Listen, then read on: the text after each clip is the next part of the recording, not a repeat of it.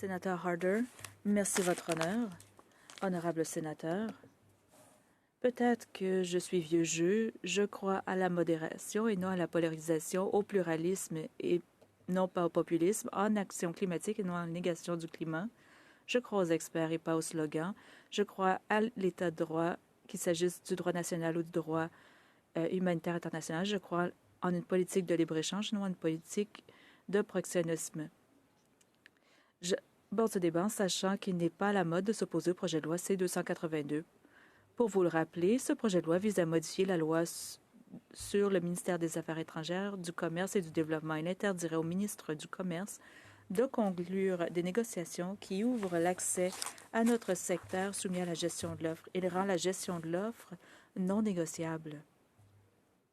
En tant que porte-parole de ce projet de loi, j'aimerais apporter certains points. Tout d'abord, ce projet de loi ne concerne pas la gestion de l'offre. Au cours du débat, nous avons entendu un soutien émotionnel aux agriculteurs. Nous avons entendu parler des avantages de la gestion de l'offre et des raisons pour lesquelles elle devrait être protégée.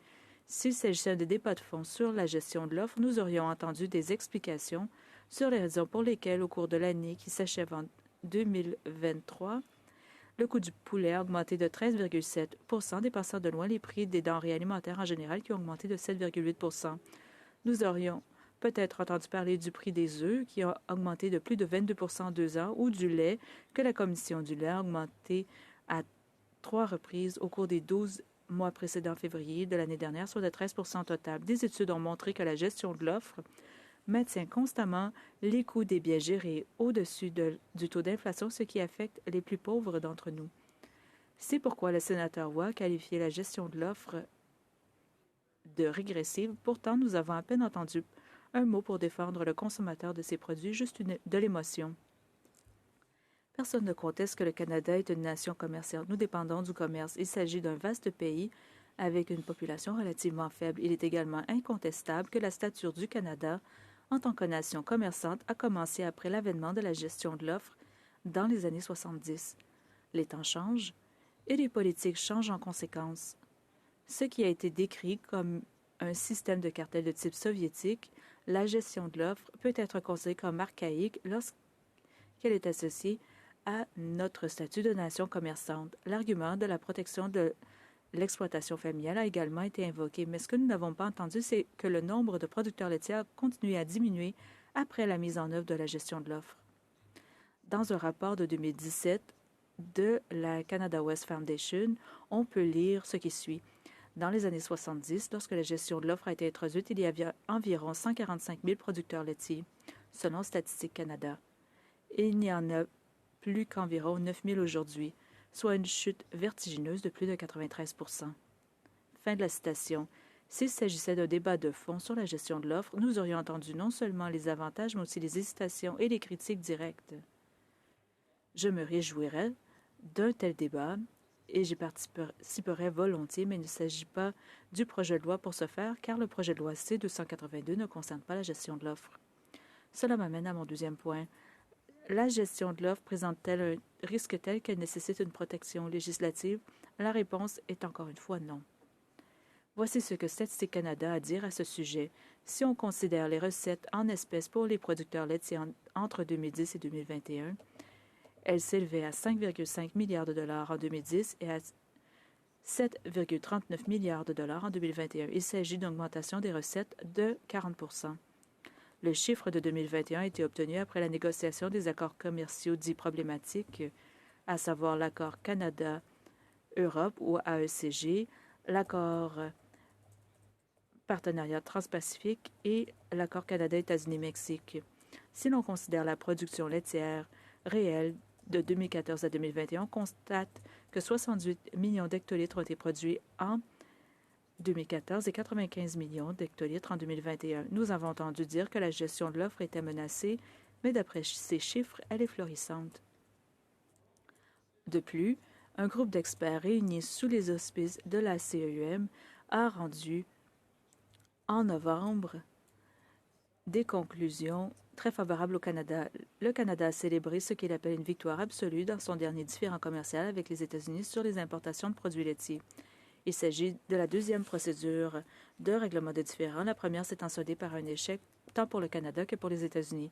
Dans ce second litige, les États-Unis ont demandé à la Commission d'examiner 4 questions, à savoir l'exclusion par le Canada des détaillants de l'admissibilité au contingent tarifaire, de l'utilisation par le Canada des différents paramètres pour calculer les parts de marché des différentes catégories de demandeurs, comme les transformateurs secondaires ou les distributeurs. 3. L'exigence du Canada que les importateurs démontrent une activité mensuelle sur leur marché pour chacun des 12 mois d'une période donnée. 4. L'absence au Canada d'un mécanisme permettant de restituer et de réaffecter les volumes de licences d'importation inutilisés en temps utile et de manière transparente, ainsi que les importateurs utilisent pleinement afin que les importateurs utilisent pleinement ce qui est disponible. Le rapport du second groupe d'experts a conclu que les pratiques du Canada étaient conformes au libellé de l'accord commercial et qu'aucun changement supplémentaire ne serait nécessaire de la part du Canada. Il s'agit d'un processus de protection transparent du secteur soumis à la gestion de l'offre. Après cette décision, je m'attends à ce que la formulation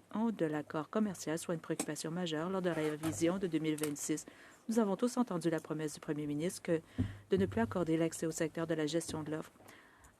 En effet, le Royaume-Uni s'est retiré des négociations commerciales avec le Canada en grande partie à partir de leur manque d'accès à nos marchés soumis à la gestion de l'offre, en particulier en ce qui a trait au fromage.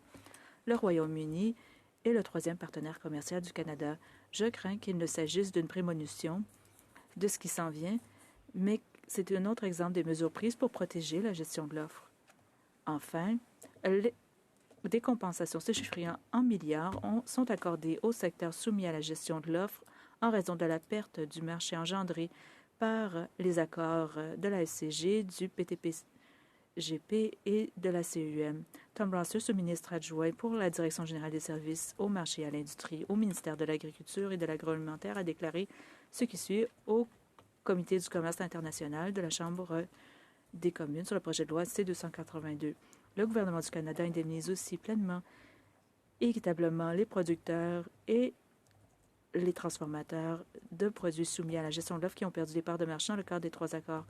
Comme l'a annoncé en novembre dernier, c'est-à-dire en novembre 2022, les producteurs et les transformateurs de produits laitiers, de volailles et d'œufs devraient se partager plus de 1,7 milliard de dollars en paiement direct et en programme d'investissement en réponse aux impacts liés à la CEUM. Ce montant s'ajoute aux 3 milliards de dollars de paiements directs et de programmes d'investissement pour la ECG et le PTPGP. Ces programmes contribueront à stimuler l'innovation et la croissance dans les secteurs soumis à la gestion de l'offre. Fin de citation. Le gouvernement du Canada a investi plus de 4,7 milliards de dollars dans les secteurs soumis à la gestion de l'offre en raison de l'accès négocié à ces accords de libre-échange, simplement pour que le système ne souffre pas. Encore une autre couche de protection, et cette fois-ci, la protection se fait aux dépens du contribuable. Je ne dirais pas qu'il s'agit d'un sauvetage en soi, mais vous voyez pourquoi je pense en ce sens. Le consommateur paie donc maintenant 2 fois pour la gestion de l'offre, une fois sur le prix gonflé des marchandises à la source, une fois avec l'argent des contribuables pour assurer la subsistance de la gestion de l'offre. C'est ce que j'appelle une double peine. Si ce projet de loi ne concerne pas la gestion de l'offre et si la gestion de l'offre n'est pas menacée, quel est l'objet réel de ce projet de loi?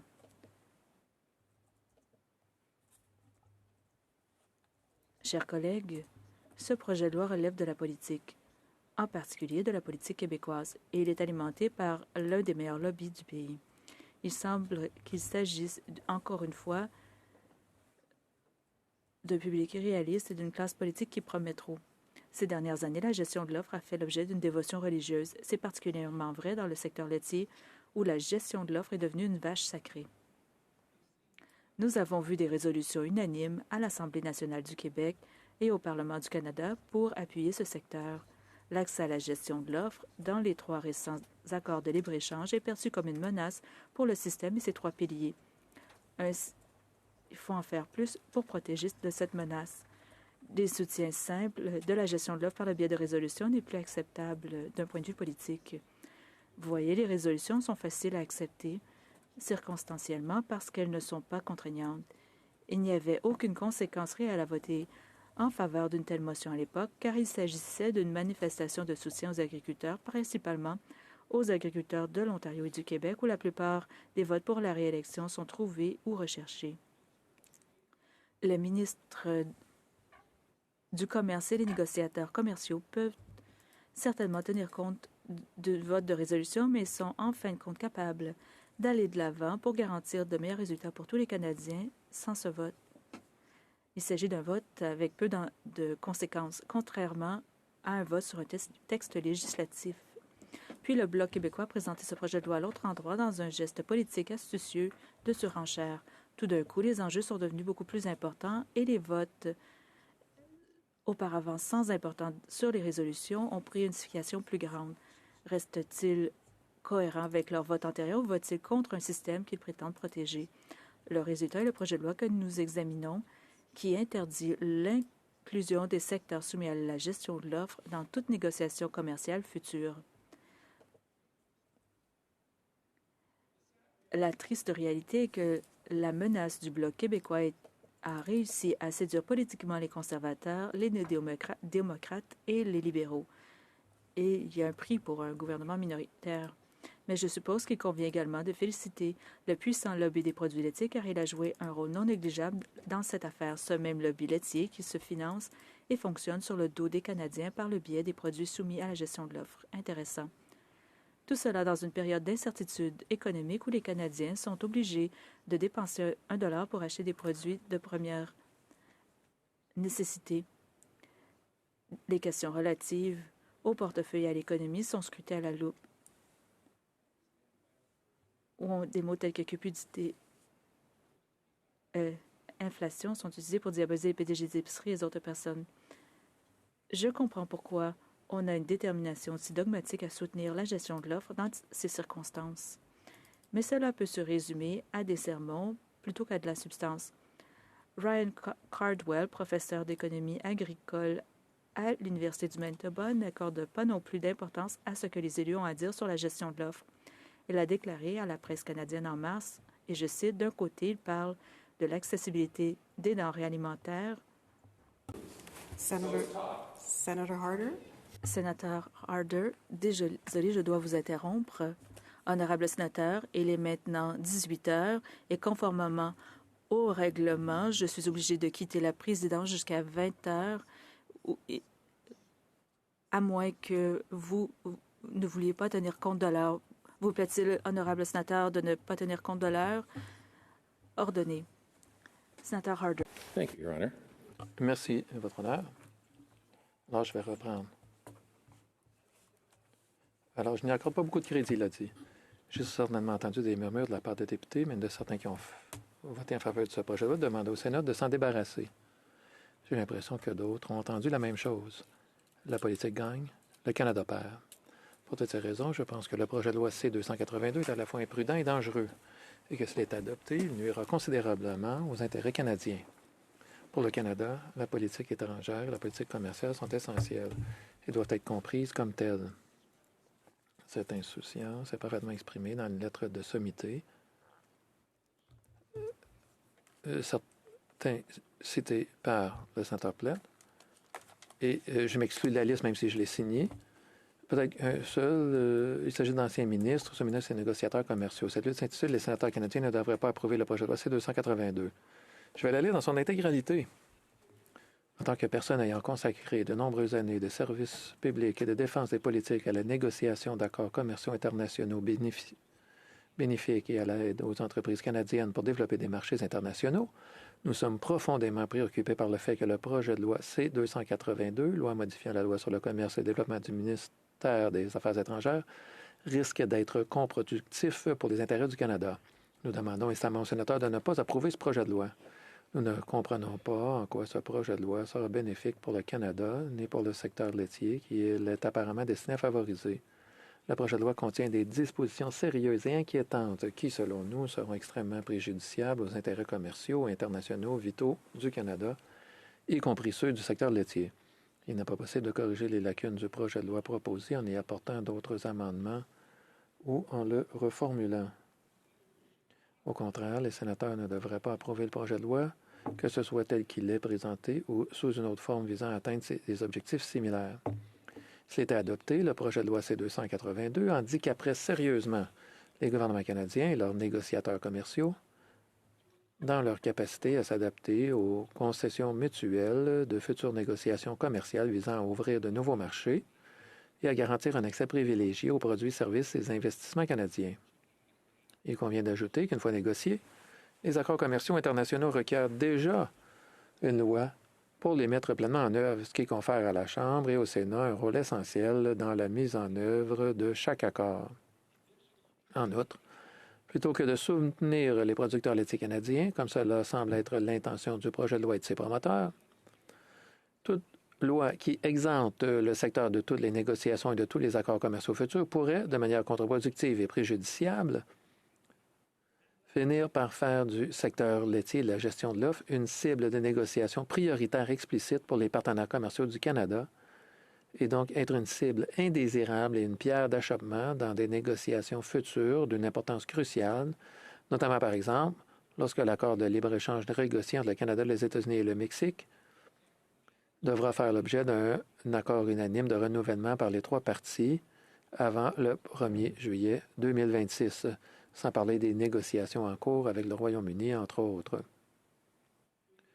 Les négociations commerciales précédentes ont respecté l'importance du secteur laitier canadien du système de gestion de l'offre du Canada, tout en permettant l'accès à une large gamme de produits canadiens, y compris les produits agricoles et alimentaires. Nous comptons sur les sénateurs canadiens pour comprendre à quel point le projet de loi C-282 pourrait être préjudiciable à l'intérêt national, et plus particulièrement au secteur laitier, et donc pour ne pas l'approuver. Fin de la lettre. A été signée par les personnes suivantes: Stuart Beck, Ian Burney, Donald Campbell, Thomas Dacquino, Leonard Edwards, Martha Hall Findlay, Jonathan Freed, Robert Haig, moi-même, George Haynor, Lawrence Herman, Dean Horton, Peter MacKay, ancien ministre, John Manley, vice-premier ministre, John Dennett, John Treleaven, John Weeks, David Wright et Robert Wright. Beaucoup d'entre nous reconnaîtront certains, sinon la plupart des noms figurant sur cette liste. Si le projet de loi C-282 est renvoyé en comité, donc si le projet de loi est renvoyé en comité, nous disposons d'un grand nombre de témoins compétents qui pourront être appelés à se prononcer sur l'objet du projet de loi et il faudra les entendre. Cette lettre n'est que renforcée par de nombreux rapports qui ont été rédigés sur les effets que la gestion de l'offre aurait sur le commerce. L'un de ces rapports émane de l'Institut CDAO qui affirme, et je cite, « Le système de gestion de l'offre nuit aux intérêts du Canada en tant que nation commerçante en réduisant la force potentielle du Canada dans les négociations multilatérales sur la libéralisation du commerce. Il ne s'agit pas seulement d'échanges bilatéraux, mais aussi d'accords multilatéraux. » L'Institut poursuit. La nécessité de maintenir des limites quantitatives et des droits de douane prohibitifs à neutraliser la position traditionnellement favorable à la libéralisation du Canada dans les négociations commerciales internationales, entravant ainsi la poursuite d'autres intérêts nationaux. Même à l'intérieur du Canada, l'attachement du gouvernement fédéral à ces programmes l'a empêché de soutenir les initiatives provinciales visant à supprimer les barrières. Fin de la citation. La protection acharnée de la gestion de l'offre au niveau fédéral entravera non seulement les accords commerciaux internationaux, mais aussi notre commerce intérieur.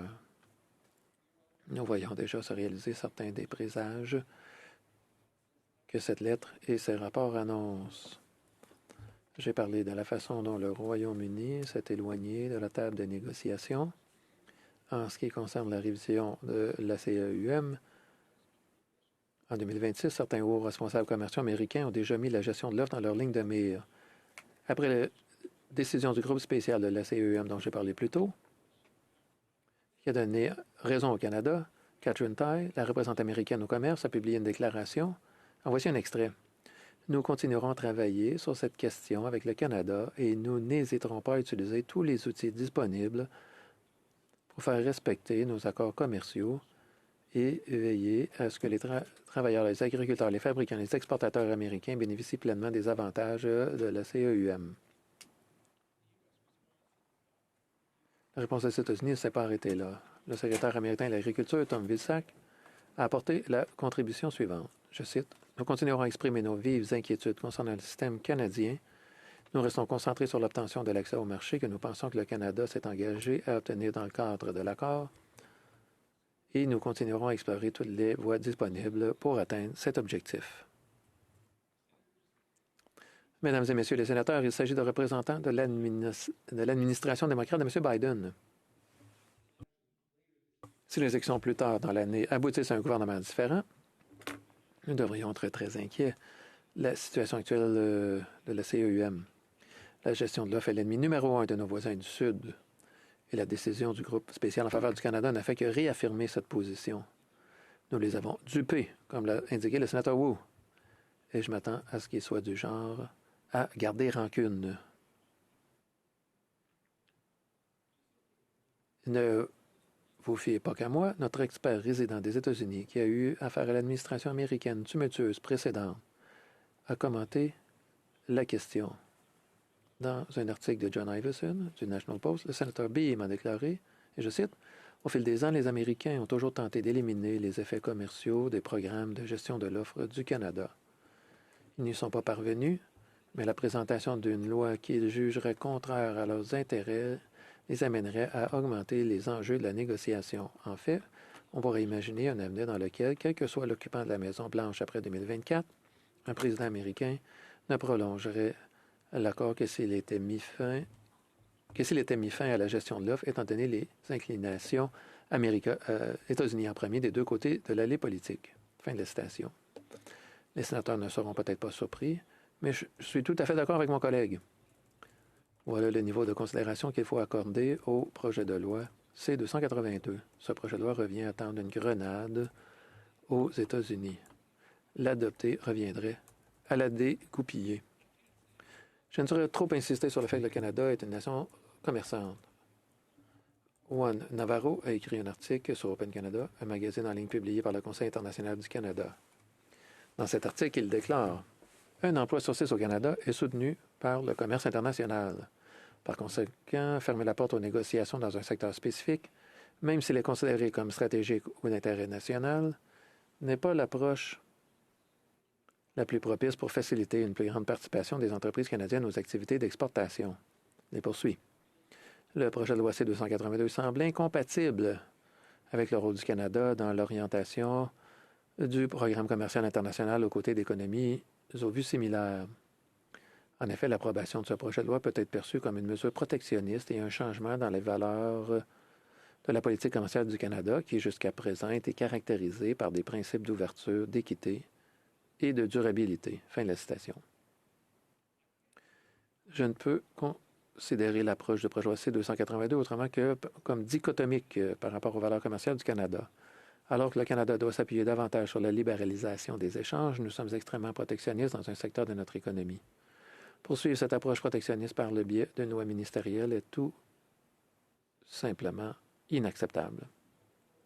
En outre, la mémoire présentée par l'Association canadienne du bétail au Comité du commerce international de la Chambre des communes indique que l'adoption d'une loi sur cette protection pourrait créer un précédent. La mémoire indique, en effet, ce qui suit, je cite, « Le projet de loi C-282 crée un dangereux précédent selon lequel certaines industries et certains secteurs verraient leurs intérêts commerciaux protégés par la loi. En outre, ce projet de loi pourrait avoir un effet domino dans le monde entier avec de nouvelles mesures protectionnistes de la part de nos partenaires commerciaux. Ce risque ne vaut pas le risque économique pour les secteurs économiques du Canada qui dépendent du commerce et de l'intérêt général des Canadiens. Les pertes d'accès au marché iront à l'encontre des intérêts économiques généraux du Canada. » Ils poursuivent en disant, et c'est important, et je cite, « que bien de nombreux autres pays et des secteurs sensibles au commerce, nous comprenons qu'aucun autre pays n'a choisi de légiférer sur le travail de ses négociateurs commerciaux. » Le projet de loi C-282 est sans précédent en ce qui concerne les principes du commerce mondial. Fin de la citation. Chers collègues, il ne s'agit pas d'une simple tactique de peur. Cette information a été vérifiée par Aaron Fowler, sous-ministre adjoint au ministère des Affaires étrangères, du Commerce et du Développement. Pour replacer les choses dans leur contexte, M. Fowler était présent à la table des négociations de l'accord avec les États-Unis et le Mexique. Comme il a dit au comité, les pays déploient toute une série d'outils et de politiques pour protéger et promouvoir les intérêts de leurs secteurs agricoles. Dans certains cas, il s'agit de subventions et dans d'autres d'une protection tarifaire pour le marché intérieur. Lorsque nous négocions avec ces pays, nous essayons d'obtenir d'eux des concessions qui répondent aux intérêts portés à notre attention par les acteurs de l'agroalimentaire canadien et d'autres parties prenantes. Le Canada déploie actuellement ce type d'outils et de politiques pour protéger et promouvoir ses intérêts, en l'occurrence la gestion de l'offre. M. Fowler conclut cette réflexion par le passage important suivant. Et je cite, « Il a été suggéré que d'autres pays ont mis en place une loi semblable au projet de loi soumis au comité. Je dois dire qu'à ma connaissance, aucun partenaire commercial du Canada ne dispose d'une loi interdisant la négociation dans un domaine spécifique. Au-delà des réalités de la négociation que ce projet de loi aggrave, nous devons nous tourner vers notre communauté agricole elle-même. À un moment où la communauté agricole devrait travailler en tandem pour assurer la sécurité alimentaire du Canada et d'autres pays, nous ne devrions pas donner des raisons de la diviser. Malheureusement, c'est exactement ce que fait ce projet de loi. C'est ce qui ressort des témoignages recueillis par le comité de la Chambre. Les industries soumises à la gestion de l'offre adorent le projet de loi. Les industries qui ne sont pas soumises à cette gestion de l'offre s'y opposent. Cette situation ne devrait pas se perpétuer. L'interdiction de toute négociation sur l'accès sous gestion de l'offre peut avoir deux conséquences. La première, comme nous l'avons déjà évoqué, peut avoir pour effet de faire échouer complètement les négociations, ce qui est mauvais pour tous les secteurs. La seconde, c'est qu'elle encourage nos partenaires commerciaux à s'attaquer plus férocement à d'autres secteurs, tels que d'autres produits agricoles et agroalimentaires, comme le canola, le bœuf, le porc et les légumineuses, au-delà de l'acier, l'aluminium et les pièces détachées, les pièces automobiles plutôt. Si l'un de ces produits n'est pas sur la table, tous les autres sont favorisés dans les négociations. En quoi cela est-il juste pour eux ou pour les Canadiens qui souhaitent obtenir le meilleur accord possible? J'en viens maintenant à l'idée que, puisque la Chambre s'est exprimée, nous devrions faire de même. Les partisans du projet de loi C-282 nous ont dit que ce n'est pas seulement l'Assemblée, mais aussi les chefs de parti qui avaient voté en faveur de ce projet de loi. Et nous devons accorder une certaine importance à cette considération. Le sénateur en chef de parti reste un député élu qui est tout aussi enclin, et souvent plus enclin, à tenir compte du poids politique de ses décisions. D'un point de vue politique, il est clair que les chefs de parti ont voté en faveur de ce projet de loi. Il en va de même pour tous les députés. Cela n'en fait pas pour autant une bonne politique et n'oblige pas le Sénat à adhérer à cette décision de la Chambre. Pour ma part, je n'ai pas de chef de parti et je ne me laisserai pas influencer par cet argument. Qui plus est, il s'agit d'un projet de loi émanant d'un député. Il ne s'agit pas d'une politique gouvernementale. Il n'y a aucune conséquence concernant la Convention de Salisbury. Je sais que certains sénateurs ne sont pas convaincus par la Convention de Salisbury, mais pour ceux qui le sont, y compris moi-même, soyez assurés qu'elle ne s'applique tout simplement pas dans le contexte d'un projet de loi émanant d'un député. Lors de son débat sur le projet de loi C-282 et même sur le projet de loi C-234, la sénatrice Simons a déclaré en ce stade même: les projets de loi d'initiative parlementaire nécessitent davantage de réflexion et d'études car ils ne font pas toujours l'objet d'un tel examen à l'autre endroit où la politique partisane peut jouer un rôle plus important. Ce n'est pas parce qu'un projet de loi émanant de députés recueille suffisamment de voix à l'autre endroit que nous devons l'approuver ici. Je souscris à chaque mot de cette déclaration. C'est en effet le processus qui a été suivi par le C-282. Non seulement le Parlement permet un examen et une adoption plus rapide des projets de loi émanant de députés par le biais de son règlement, mais l'examen en comité a été, à mon avis, grotesque. Pour un projet de loi sur le commerce envoyé au Comité du commerce international, il y avait un manque évident de représentants commerciaux ou d'experts s'exprimant sur les conséquences commerciales du projet de loi. La sénatrice Simons a également souligné que, je cite, « il n'appartient pas au Sénat d'accepter et d'adopter des projets de loi émanant des députés sans les étudier et les réviser éventuellement. » Fin de la citation. J'oserais même aller plus loin en disant qu'un projet de loi d'initiative parlementaire aussi imparfait et irréparable que le projet de loi C-282 ne devrait pas être accepté ou adopté. Aucune étude n'est nécessaire. Un vote pour renvoyer un projet de loi en comité est un vote sur un projet de loi en principe. Je suis opposé au principe du projet de loi et je pense qu'il ne mérite pas d'être examiné plus avant au Sénat. Le C-282 est une solution à la recherche d'un problème. Il ne s'agit pas de la gestion de l'offre, c'est politique, purement et simplement. Et la gestion de l'offre n'est pas menacée et n'a donc pas besoin d'être protégée. Ce qui est menacé, c'est la capacité d'un négociateur à conclure des accords de libre-échange qui soient bénéfiques pour le Canada et les Canadiens dans leur ensemble. Des accords qui créent des opportunités, des choix et de la prospérité. C'est ce que nous risquons. Sylvain Charlebois, directeur principal du laboratoire d'analyse agroalimentaire et professeur de distribution et de politique alimentaire à l'Université d'Alousie, a récemment résumé une grande partie de mon opinion sur la question dans l'extrait suivant du Toronto Sun, et je cite: « En substance, le projet de loi C-282 représente une initiative mal avisée menée par des conseils d'agriculteurs qui profitent de l'ignorance des résidents urbains et des politiciens à l'égard des réalités rurales. L'adoption d'un protectionnisme accru ne nuira pas seulement aux consommateurs qui aspirent à plus de concurrence à l'épicerie, mais entravera également les possibilités de croissance de divers secteurs agricoles qui s'efforcent d'être compétitifs à l'échelle mondiale et étouffera la perspective d'expansion des secteurs non agricoles qui cherchent à obtenir un meilleur accès au marché. Fin de la citation. Le professeur Charles Lebois est un expert en la matière. Ses connaissances ont été partagées avec le groupe d'action pour la prospérité du Sénat, dont certains d'entre nous se souviennent peut-être. Mais sur ce point, chers collègues, je vous invite à voter contre le projet de loi C-282 en deuxième lecture, afin qu'il ne puisse même pas voir le jour en comité. L'approche politique, avant le pragmatisme qui a été adopté dans la Chambre élue, exige que nous fassions maintenant notre devoir en tant qu'organe de réflexion nommé. Il est dans l'intérêt national de faire maintenant. Tout au long de ce débat, je me suis souvenu d'une citation de H.L. Mencken, un journaliste américain, qui dit « Il y a toujours une solution connue à chaque problème humain, nette, plausible et erronée. » Les mots plus vrais n'ont jamais été prononcés. Merci.